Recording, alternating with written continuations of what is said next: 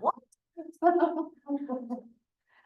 I usually put that in the special agreements, and we'll get to that here in a little bit.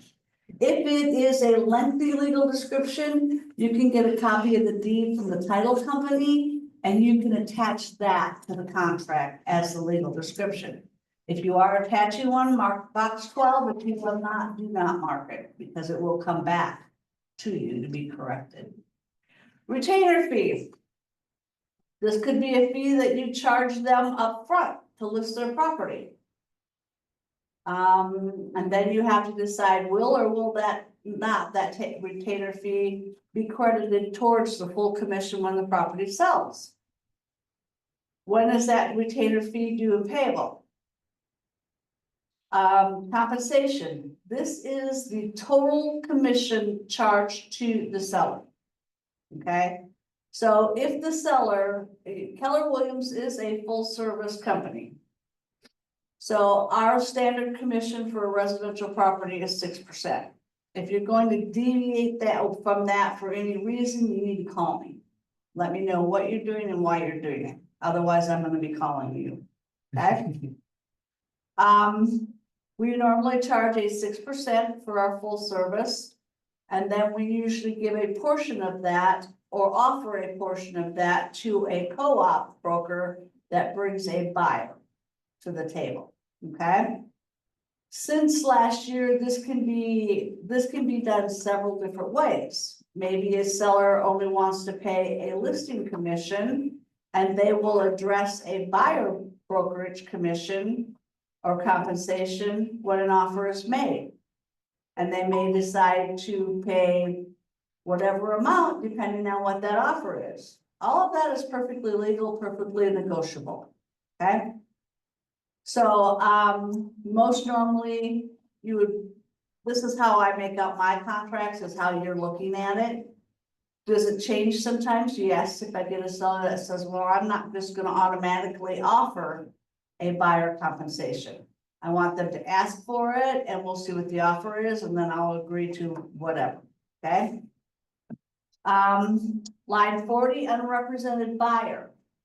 The only time that you can work with an unrepresented buyer without a buyer's agency agreement is if you personally have that property listed. Now you guys are on Carolyn's team, so if it's a listing of Carolyn's, then you can do an unrepresented buyer. You have to do an unrepresented buyer agreement with that buyer, and we'll go over one of those in the sale packet. But let's say you're working with an unrepresented buyer. Are you going to change? Does the commission not change? Does it change to a fee amount? Does it change to a different percentage amount or other? Most normally, I'm not changing my commission fee. Just because the buyer is unrepresented, I'm still working with them. I'm still having to do all the same paperwork. I'm still having to do the same amount of work. So my fee is my fee, okay? Page 2, cooperation and shared compensation. Does the owner want to offer a buyer's agent or a transaction broker? Line 55 is sub-agency. We do not participate in sub-agency. So they can choose to offer a buyer agent compensation and a transaction broker compensation. Or they may feel like they're going to offer other compensation like I was talking about before. They'll base that depending on the amount of the offer they receive from another buyer, okay? And then my sections under 61, do they authorize you to disclose the shared compensation? Do they not want you to disclose the shared compensation? Or do they want you to disclose that there is shared compensation, but not the amount? Or do they not want you to disclose anything, nor the amount? Other compensation, this is where I put a cancellation fee. I've been adding a cancellation fee to all of my listing contracts because I always pay for professional pictures, drone videos, other videos. I always do extra marketing, whatever. I've got some cold hard cash that I'm spending on this listing even before it gets on the market. So If they want to cancel this listing before the expiration date, they're gonna pay me. And my fee that I set is $750. So that I put under other compensation. That could be for different things. That could be, okay, we're going to charge you a admin fee or marketing fee, I guess marketing fee. Upfront or at closing, whatever. And that could also go as a retainer fee, the marketing fee. Okay? Protection period. 974, there has to be a number of days in there. You need to read through all these contracts. You need to understand what each paragraph says. You need to be able to explain to your customer what each paragraph means. If you don't understand it, call me. If I don't understand it, I will find out the answer. I'm pretty understandable about the I might contracts. have a problem if you don't understand it. Yeah. But the protection period, basically, I compare it to the lock on a door. It keeps honest people honest. If someone's gonna try to get around you and skirt around you to save commission, they'll probably get it done and you may never know that they did it. Again, this just says, Mr. Seller, if the property expires and you sell the property to a person that was procured by a real estate agent, you still owe the commission. The caveat there is you have to register the name of every person you showed the property to with the seller. So if you don't make the list and register the names, this protection period is no good. Okay? Owner and seller concessions, will they not, or will they consider at a later date paying seller concessions?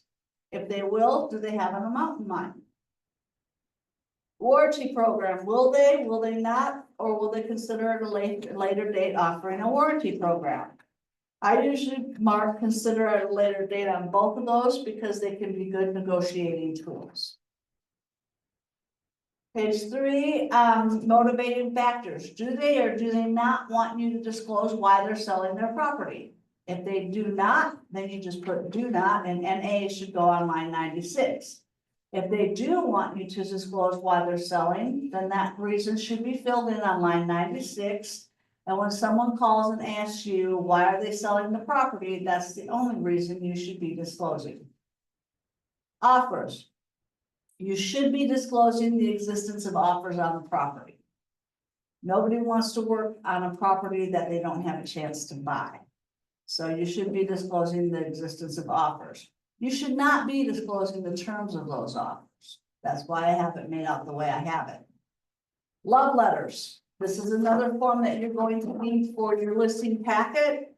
The love letter disclosure, do they or do they not want to us to take love letters? We at Keller Williams do not participate in love letters. Do y'all know what a love letter is? I mean, It is when a buyer writes a letter to the seller, giving them a little bit more information about themselves in hopes that the seller picks their offer over other offers. This is something that the seller is going to initial, and you're going to put that in your file, as well as you should give them a copy. It simply states, Mr. Seller, you could be held liable for possibly making an unconscious or implicit bias decision on selling your property to a buyer. Meaning that they might get a letter from somebody that says, you know, we're a family of 4 and the house has 4 bedrooms and you're just a half a block from the Catholic Church, which is where we go to church. So the seller looks at it and goes, oh, this would be a great house for them. He has made his decision based on the fact that they have 4 kids, familial status, protected class, and that they are Catholics, religion, protected class. They've made decisions based on those things. So that would be implicit bias. And they could be guilty of that. So that's why we do not do love letters, and they're going to initial this. You're going to put it in your file. Okay? Understand that? Any questions on it? Okay? Line 105, 106. Are they, in an exclusive representation agreement with another company? Hopefully they are not. But if they are, they may be unhappy with their present, listing company. And they may want this listing to go live as soon as that listing expires, okay? Which is all well and fine, but please know, if they call you a week, 10 days, 2 weeks before that listing is gonna expire, and you go ahead and jump in with both feet and get pictures taken, get everything ready to put it on the market as soon as it expires with the other company, lo and behold, the last week of the listing, somebody comes along and buys it, makes an acceptable offer, and they sell it. You get nothing. You've done all that work, spent all that money on photos, etc., for nothing. Because the other listing agreement is still valid, and that's the one that they chose, they chose to sell it. Or someone calls you over to the house and says, hey, we want to sell our house, we need you to come look at it, what do we need to do, what do we need to get ready? So you get over there and they got a little landscaping to do, or a little painting to do, or whatever. They've got about a week's worth of work to get done before it can go on the market. So you go ahead and get everything ready, you get this picture scheduled for as soon as they get that work done, and during the week, they're working on their property and they're outside like busy little bees, and the neighbor walks over and says, hey, what are you doing? See, you're working on the house. They say, oh, we're getting ready to put it on the market. Oh, really? Well, my Aunt Ruth wants a house in this neighborhood, can we show it to her? So sure, they show it to Aunt Ruth, and Aunt Ruth falls in love and buys the property. You're out again. So be careful what you spend on a property before you have a valid listing, okay? General conditions, owner disclosures. Do they or do they not agree to complete a disclosure statement? In the state of Missouri, a seller's disclosure is not mandatory. Although, that being said,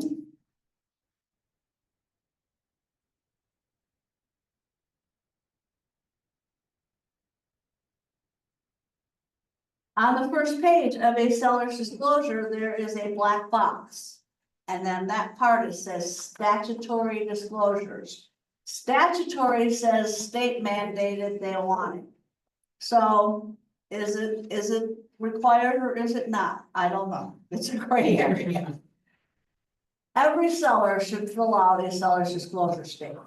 They know the most about the property than anybody else. And you should encourage them to do it, because just like if they bought a property, they'd want to know as much as they can about the property. So you should always encourage them to complete it as best they can. Always at least fill out the first page, okay? And the seller's disclosure is a wealth of information. It will give you a lot of information about the property also. After the seller fills it out, you should always go over it and make sure that you understand everything that they wrote in there, because you may get questions from a buyer about what is in that seller's disclosure. Another disclosure is a lead-based paint disclosure. This is a mandatory document. This is federally regulated. If the property was built prior to 1978, this document has to be completed. Okay. On line 36, this is where the listing agent initials the document stating that you've informed the seller of the seller's obligation under the statute, and they are aware of their responsibility to ensure compliance. A couple of years ago, Keller Williams Tri-Lakes was the honored recipient of the most returned lead-based paint disclosures, because that little line was not initialed. I don't like that award. I did not like getting it the first time, and I don't want it again. So remember, the initial, have it completely filled out. Okay. So that was line 36. Pardon me? You said that was line 36. On the lead-based paint disclosure, yes. Yes. It shows right there where you have to initial it. Okay, representations, we will always represent under fair housing laws and guidelines. Line 146, owner represents that owner is or is not a foreign person.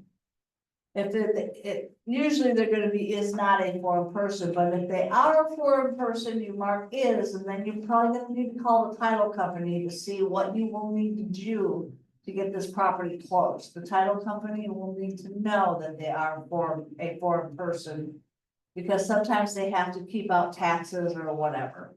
So the title company will know what to do there.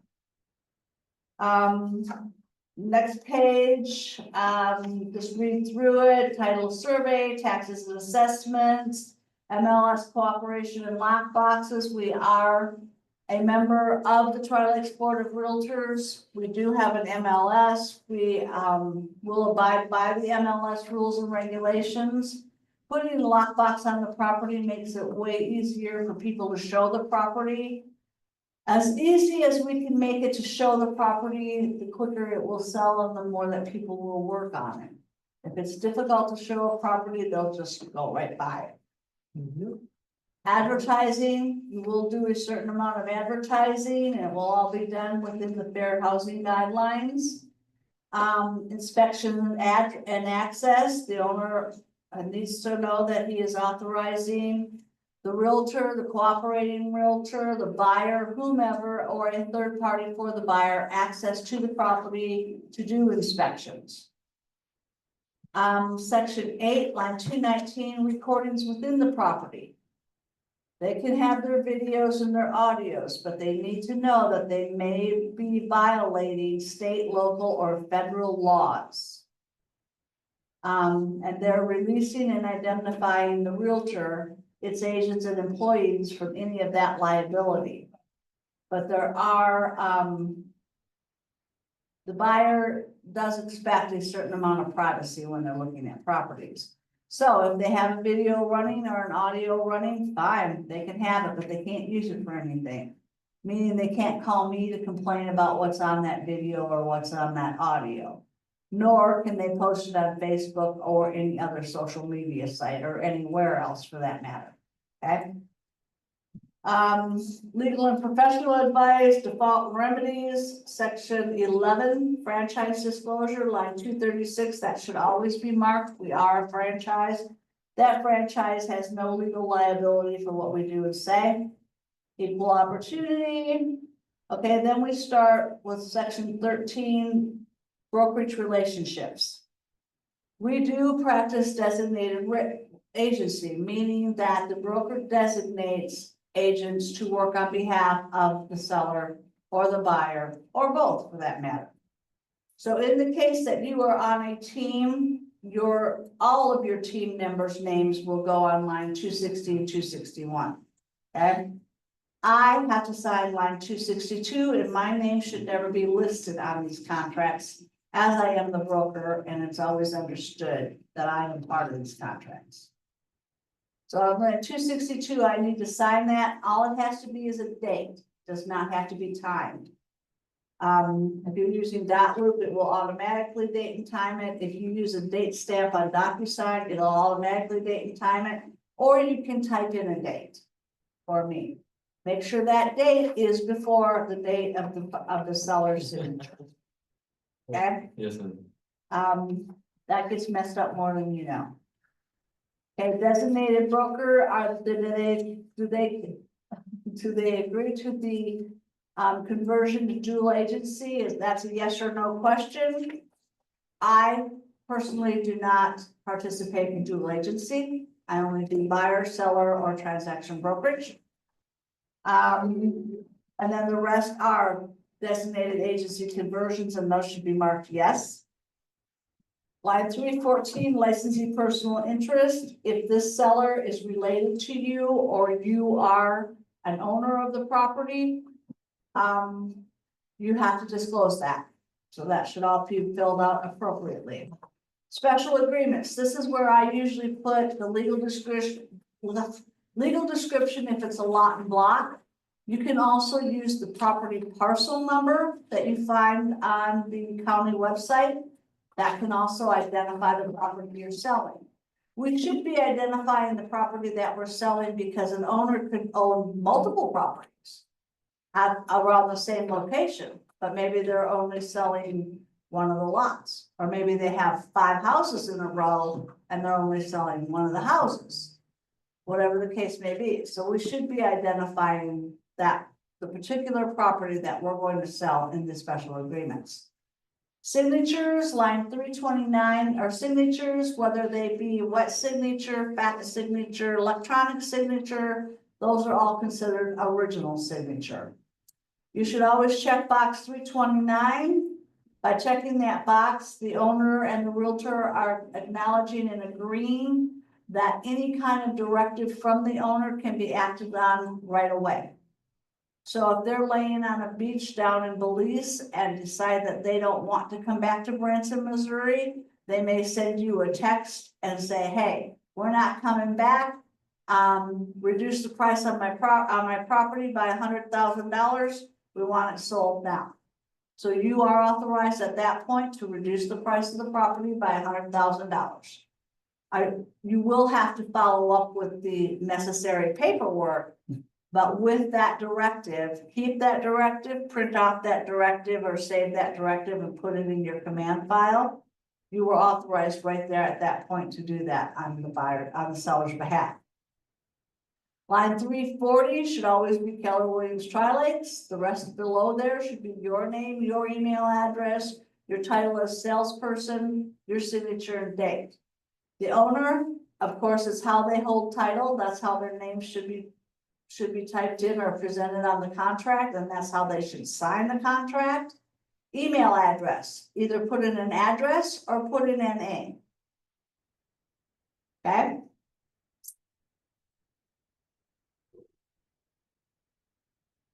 And it also states that they have received a copy of this. So you should be sending, what I normally do is once I have all the documents together, I will send them an email with all the documents attached, asking them to confirm receipt of the documents. And then I save that email showing that I did send them the documents and they have. Because if you're asked, did you send them the documents? And you say yes and have no proof, they could say, well, we didn't receive them. So that's why I always ask for confirmation.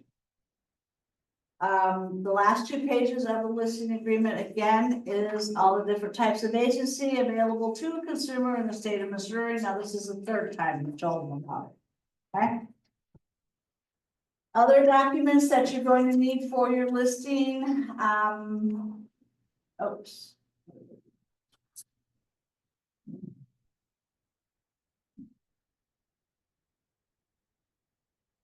Our measurement disclaimer.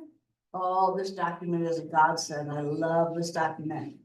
This measurement disclaimer simply states that we took our data from the assessor's records. Mr. Buyer, if you're very particular, and it's very important that you need to know the square footage of that house, the square footage of that barn, the square footage of that outbuilding, or the square footage of that land, it is on you to do your due diligence. Hire the necessary expert to ascertain that for you. We are not taking responsibility for that, for what the assessor records say. Okay? I've had to pull that document out more than once. Another document you'll want is that you may need is a listing contract amendment. Maybe you're changing the price, maybe you're extending the listing, maybe you're adding something to it, or maybe you're taking something away. This document will amend the listing agreement that you already have in place. Okay. Seller's disclosure statement addendum. Let's say they had the property listed, they made out a seller's disclosure statement during the listing period. The hot water heater blew up. They had to get a new hot water heater, or the water softener quit working, or the furnace quit working. So they had to get a new furnace, or we had a bad storm and they had the roof replaced, whatever the case may be. You can use the seller's statement addendum to change what they did, to add what they did to the property or what happened to the property, rather than making out a whole new seller's disclosure. So this should be, as well as the seller's disclosure, this should be uploaded into the MLS so that all agents have access to it. The more information you can upload to the MLS on a property that you're listing, the better. The least phone calls you're gonna have to be answering with questions from other agents. Does it have restrictions? Yes, they're in the MLS. Do you have a disclosure? Yes, it's uploaded to the MLS. They'll see all the documents, and I put in my listing, all documents are uploaded to the MLS, so that they can look at the documents and see everything they need. I include an aerial, I include any CCRs, any regulations and bylaws, I include any disclosure statements. I disclose anything I can find out about the property that a buyer would want to know. The least time you spend on the phone with other agents, more time you have making money. Okay? Then there's an authorization of TILA RESPA. You can get this for a seller. You always get it for a buyer, but it's basically just a document that allows a third party, such as an attorney, a financial advisor, a bank, a third party, to discuss the financial well-being or situation of your customer. Okay? And then that's about all there is. There's several other documents, and you'll just, like I said, when you have time, pull up your library, go over a document here and there. Pretty soon you'll have them all read, and then you'll know what documents are available. Okay? Any questions on taking a listing? Okay. Let's go to a sale contract. Again, on a sale contract, when that contract is ready to be sent to the title company to open escrow, it's ready to be uploaded and submitted in command. This is your cover sheet, also your template of the documents that you may need. One thing that's been added recently is if it's a cash offer, recommend and have your seller ask for proof of funds. In about a 2.5 month period, we had 4 or 5 deals fall through, cash deals, where we were going to the table and lo and behold, the buyer didn't have the money. And then nobody ever asked for proof of funds. So we've made it kind of an office policy. Tell your seller, ask for the proof of funds. Okay? If we ask for the proof of funds, other companies will not supply it because they don't have to abide by our policy. But if our seller asks for proof of funds, they do have to provide. Okay, so recommend they always ask for it if you get a cash offer. Although also added was a walkthrough inspection.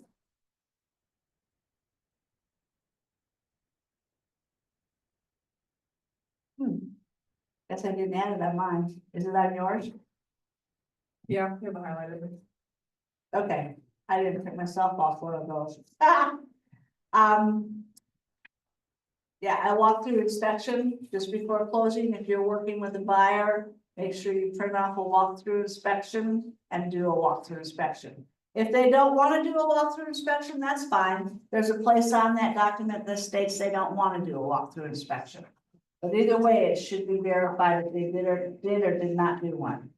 Again, the MREC broker disclosure, when you start talking to a buyer about property, they need to have these disclosures, same disclosures that you gave to the listing agreement.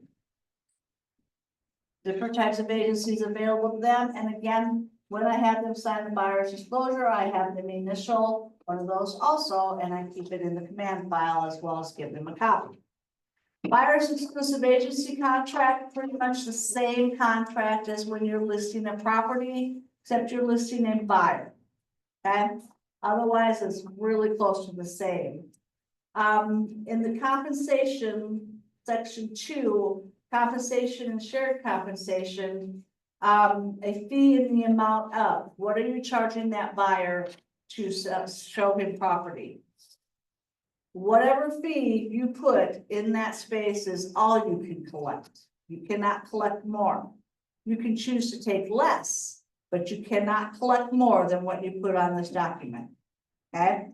So if they're offering a 3% buyer brokerage compensation and a $2,000 bonus, and you have this just at 3%, you can't take the bonus. Unless you renegotiate, and then at that point, they're probably gonna say, well, heck, if you're getting a bonus, you're already getting the 3%, I should get the bonus. Well, it doesn't work that way. You cannot be paid. So, a lot of times it's just better to step on right by You can't that. put zero just because you assume the seller. What? You can't put zero just because you assume the listing agent is getting 3%, otherwise you can't take the 3%. Yeah, if you put 0 there, you can't take any commission. Whatever you put there is what you collect. A retainer fee, you can charge them a retainer fee, and I can see this happening more and more. Okay, I'll be happy to show you properties, but you're gonna pay $250 or $500 or whatever the case may be. And if you buy a property, that amount will or will not get credited towards the total commission that I'm charging. They also have other compensation, which could be that, marketing fee if you wanna charge one. Section period, same thing, designated agency, same thing, if you're on a team, all the team names, if you're individual, your individual name, and I have to sign that this document also. Different types of agency, again, the same disclosures. It's basically the same thing as a listing agreement for a property. Line 227 is always Keller Williams Tri-Lakes. Again, your name, your email, sales, and then your title. And then again, the names that their legal names of how they want to take title to the property, their email address. If they don't have an email address, you put NA in there, okay? You should be carrying this document in your car along with the Missouri Broker Disclosure Form. You have to have either a non-representation agreement or a buyer's agency agreement signed before you open the door. Non-representation agreement looks like this, and it simply states, this form is to be used only when representing a seller as a seller's limited agent, and the buyer wishes to remain unrepresented. And they're going to state in there that they acknowledge they're unrepresented, the commission comes from the seller, and you are representing the seller. This will only work on your own personal listings or your team's listings, okay? Again, you will want to get an authorization to furnish TILA RESPA. This gives you the ability to talk to their lender. When they get ready to make an offer, most buyers don't have a clue as to what kind of a loan they're getting, let alone if there's seller concessions that they need to ask for. So you will want to get this for sure, so you can talk to the lender when you're ready to make an offer, okay? This should be sent to the lender. Or whatever third party, again, it goes for any third party that you need to talk to about their financial position. And that's before you make an offer, right? Yes, you should get that signed at the same time as you're getting your agency or non-representation agreement. Even if you're not representing them, you still may have to talk to their lender. Okay? It's just an authorization to talk to a third You party. need that signed before you get a pre-approval letter, because that pre-approval letter is technically. You should get it signed at the same time as you get that agency signed. Yep. And you should be getting the pre-approval letter or pre-qualification. Pre-qualification is what you want. Yes. Pre-approval just means that they've asked for a loan. Learn that the hard way. Pre-qualification means they've actually been checked. Okay? Yeah. So before you get that, you should have them sign the agreements. Okay?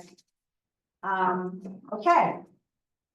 Now they have identified a property and you're gonna make an offer on a property with the residential sale contract. There are several different types of sale contracts. There are vacant land sale contracts, residential sale contracts, commercial sale contracts. And at the end of this month, it's coming out with new home construction. We're gonna have new home construction forms. So new homes will not go on a residential sale contract anymore. They'll have their own set of forms, which is great. Been a long time coming. Okay, on the residential sale contract, line 2, what names do they want to take title in? That's how you're going to make out this document, as well as your, either your agency agreement or your non-representation agreement. Line 5 is the 911 address, the property that they are buying. Line 13, purchase price, what are they offering for the property?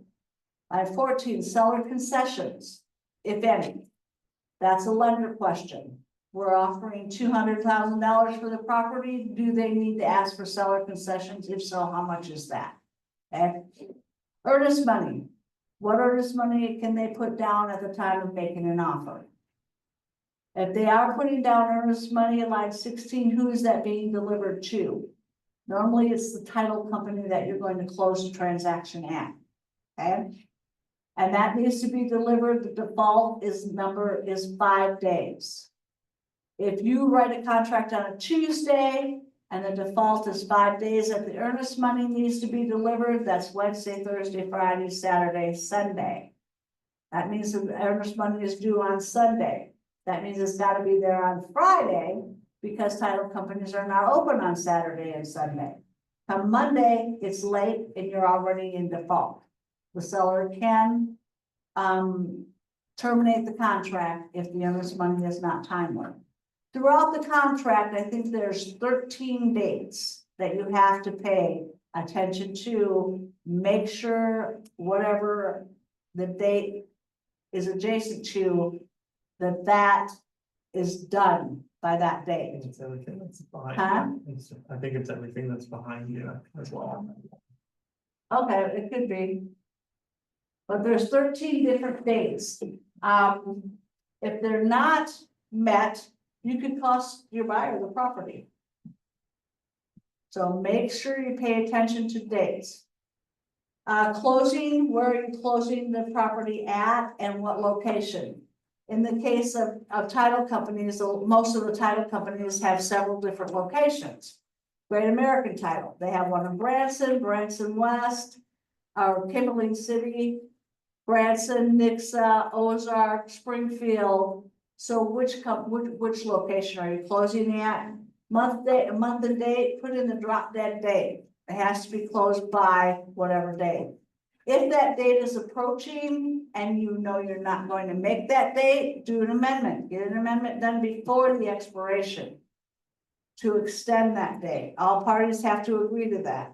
If you're way ahead of time and can close early, great. Just do an amendment. All parties need to agree to close early. Okay? Make sure you read through this document and can explain all the different paragraphs. Inclusions and exclusions. These are the things that need to stay with the property. There's a whole list of things that are attached and are expected to stay with the property. At a listing agreement, I usually go over these things with my seller to let them know this is what's expected.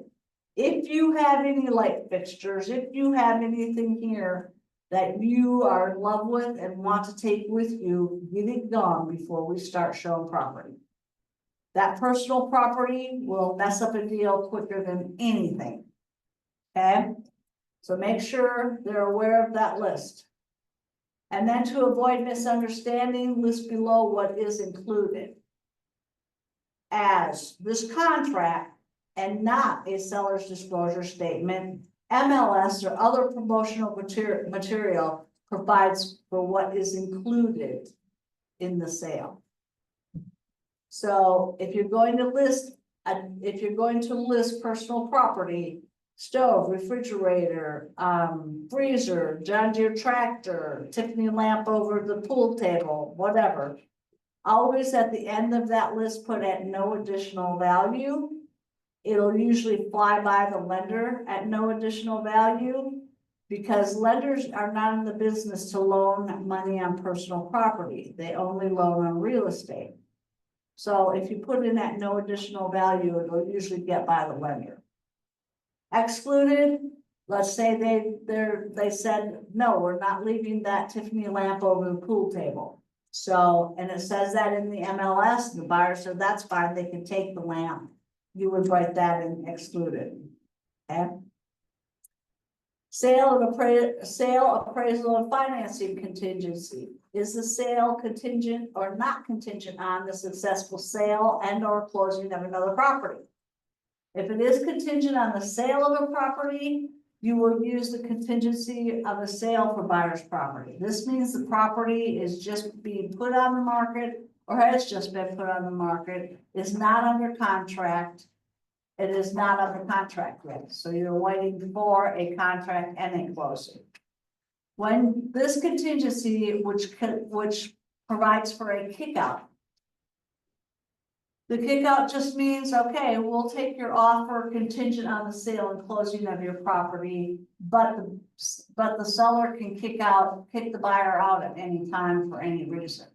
So after a couple of weeks, if the seller hasn't heard that the property is under contract, and they're going, you know what, we're not gonna waste any more time on this, they can serve an existing property kickout notice and say, hey, Mr. Buyer, nothing's happening on your property. So here's your kickout notice.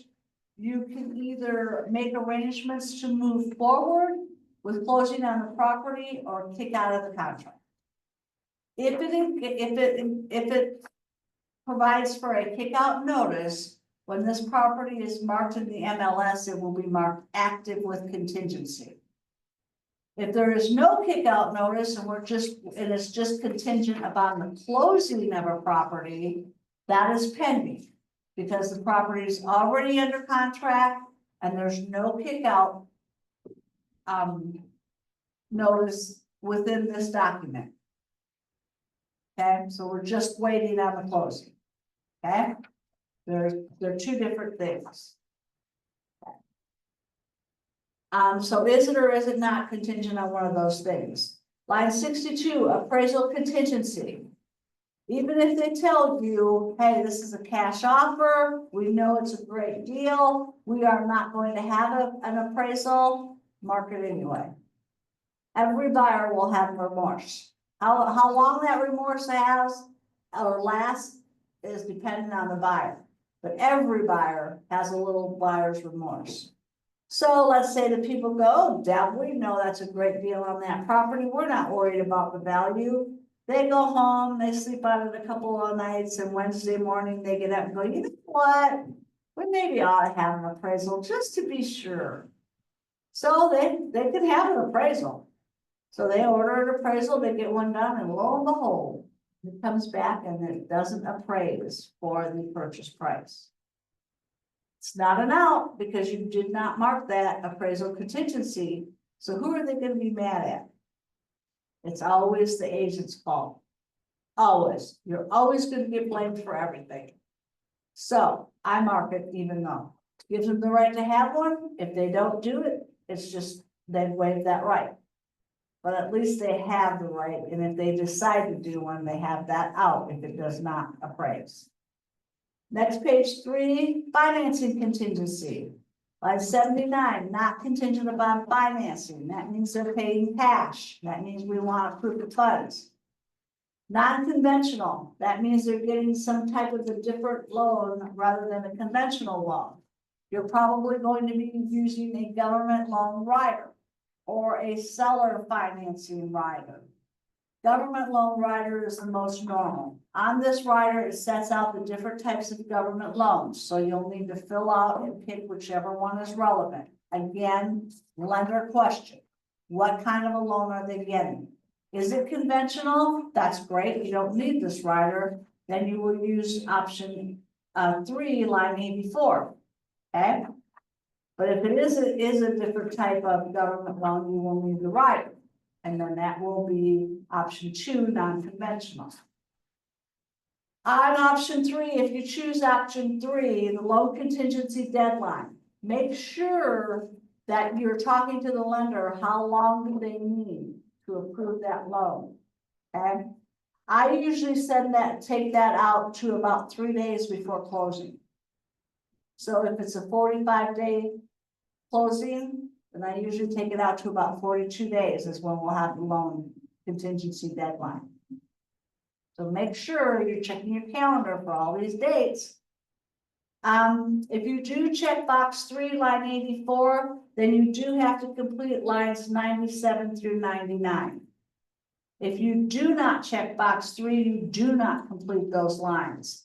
If you're using the non-conventional rider, all of those things are included in that rider. Okay? Title and survey. The title company will provide you with a title commitment. Lines 1 through 4 will affect somebody's bottom line. Who's paying for that commitment? Who's paying for the policy? I will tell you that if you pick line 4, that cost of the title commitment and the owner's policy can be used out of the seller concessions.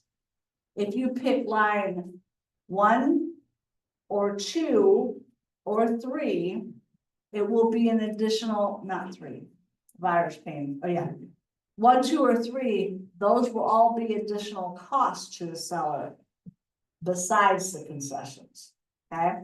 But number 4 makes it a buyer cost, and seller concessions can go towards any buyer costs. Okay, line 118, most people miss this one. The title commitment policy will be issued by, and it's usually the title company that's closing the transaction. And then there are more days that you need to pay attention to and make sure those deadlines are met. Page 4, survey contingency. Is it contingent or not contingent upon a survey? Limitation of title objections. All recorded subdivision indentures, covenants, declarations, and restrictions shall be permitted exceptions, and buyer waives its right to object to any of these as part of the title review period. The only way I would let a buyer check that is if I have provided him with those documents before he makes an offer, which is the best idea. Provide them with those documents before they make an offer, because if there's anything in those covenants, restrictions, or indentures that they can't live with, there's no sense in making an offer on that property. Don't waste your time, okay?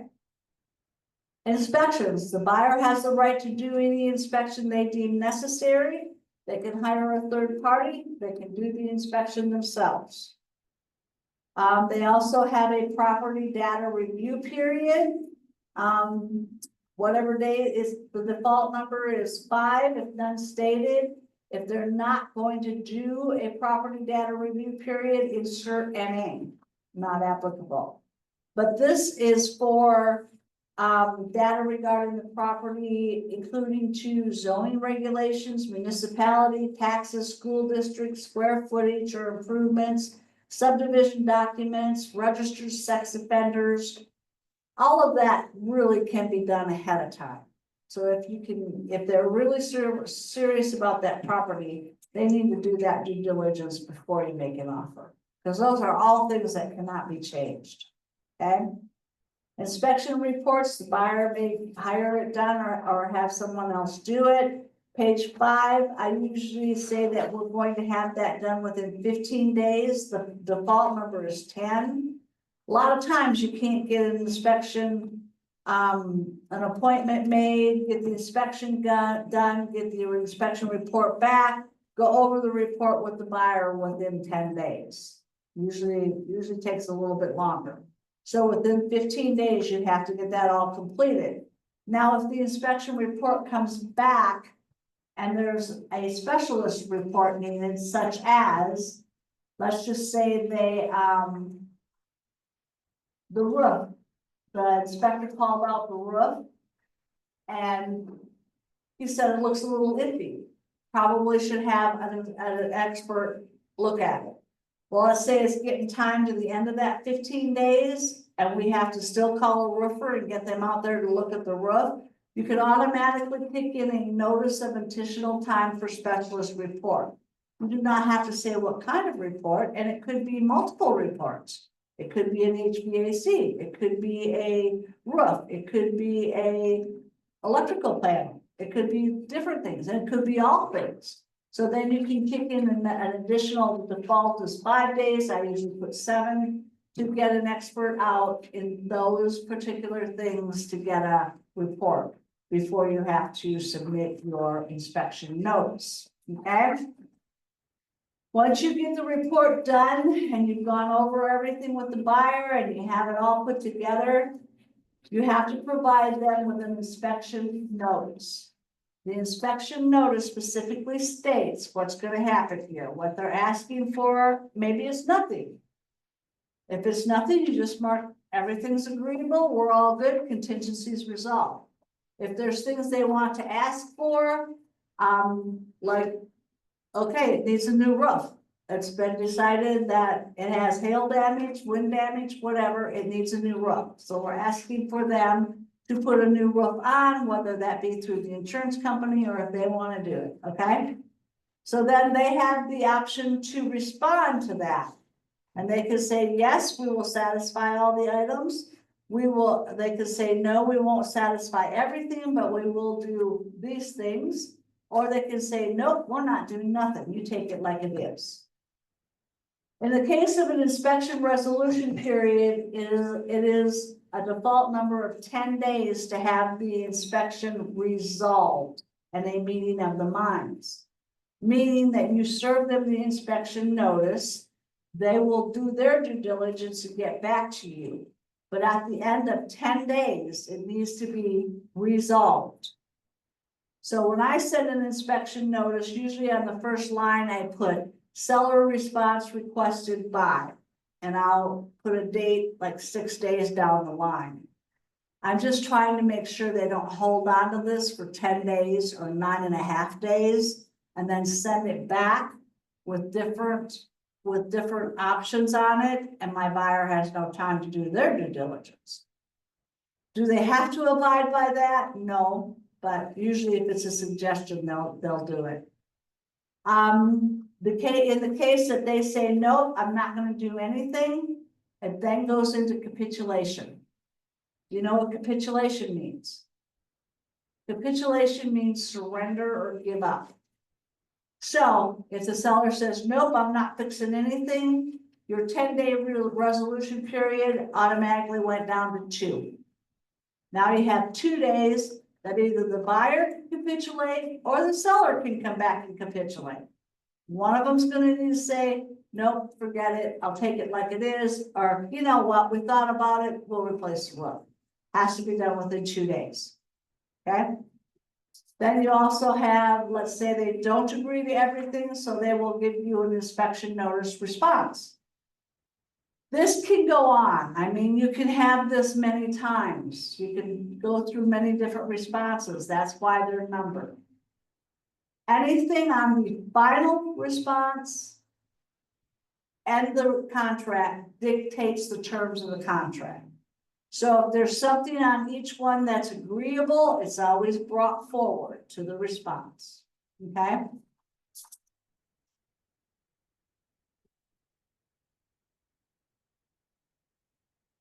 Okay. So that's resolution period. Municipal government inspections, make sure you are aware of those things that may or may not be required in the area you're working in. In the state, in the case of Stone County, they do have a health department regulation that any septic system 10 years or older has to be inspected, and they have to do a septic transfer certificate. So if you're taking a listing in Stone County and that property has a septic system that's 10 years or older and they do not have a current septic inspection or transfer certificate, you should probably encourage them to go ahead and get that done, because it is a seller's responsibility to provide that. Home warranty, does a buyer want one? Does the seller agree to pay for one? Is the seller transferring one? Disposition of earnest money, make sure everybody understands that if they do put down earnest money, something falls through on the contract, it still has to be in writing with a mutual release as to what happens to that earnest money. The mutual release itself is twofold. Not only does it set out the terms of what happens with the earnest money, it also releases all parties from the contract. If you have a seller that doesn't want to sign a mutual release because it fell through because of inspections, and they may say, well, I don't agree with that, I'm not gonna release the earnest money. We will not put the property back on the market until that contract is released. Okay? That means that there is a contractual interest in that property hanging out there. So if they don't release that earnest money, this buyer could come back, say they put it back on the market and they get a contract on it and they're gonna go to closing. Well, lo and behold, this buyer finds out and goes, well, they won't release my earnest money, I'm going to let them know I have a contractual interest. That interest has to be cleared up before they can transfer that property. Okay? So encourage the seller to sign that if it falls through for a legitimate reason. Don't be obstinate and just hang on to that earnest money, because there's a few of them been doing that lately. Lost condemnation, make sure you read all through this. Adjustments in closing costs. The buyer shall pay for, sets out what the buyer shall pay for. Okay, what their normal closing costs are. The seller shall pay for, the parties shall prorate, and then seller concessions. Seller concessions can go towards any buyer costs that the lender approves. So it could go towards hazard insurance. It could go toward loan points. It could go towards closing costs. It could go towards a multiple of things. So that's why on a title commitment, a title cost and a home warranty cost, unless it's paid for by the buyer, is additional to the seller besides concessions. Okay, makes sense? All righty. Seller defaults, what can happen? Buyer defaults, what can happen? Basically, it means everybody's gonna sue everybody, tied up in court, and it takes forever and it's very expensive. Seller's disclosure statement. The buyer confirms that they did get one and did sign one before they signed this contract. The seller, they're going to ask the seller to provide one, or no seller's disclosure will be provided. Again, always try to get a seller's disclosure statement, but in the case of bank-owned property or inherited property, the heir may have never even seen that property, let alone know anything about it. So if there's a legitimate reason why they don't know anything about that property, then there's not going to be one provided. The base pay disclosure, if you need one, walkthroughs and utilities, that means that the utilities will be on to do their walkthrough inspection. This is their walkthrough inspection. When you're going to go to closing, make sure you have that and fill it out as needed or whatever applies. If they decide not to do one, that's choice number one. They don't want to do one, that's fine. They can do one and sign it. Okay. Signatures again. What signatures? Back signatures, electronic signatures are all considered original signature. Notices, all notices have to be done in writing. Riders, are there any riders attached? You will almost always, unless it's your property listed, your personal property listed, always have a compensation agreement rider. This sets out who's paying the buyer brokerage compensation. Okay. Is it a backup contract? Is it a condominium? You'll have different forms if it's a condominium property. Is it contingent on closing? Is it contingent on a sale? Is there a government loan rider? Is there a survey rider? Do they want a survey, et cetera, et cetera?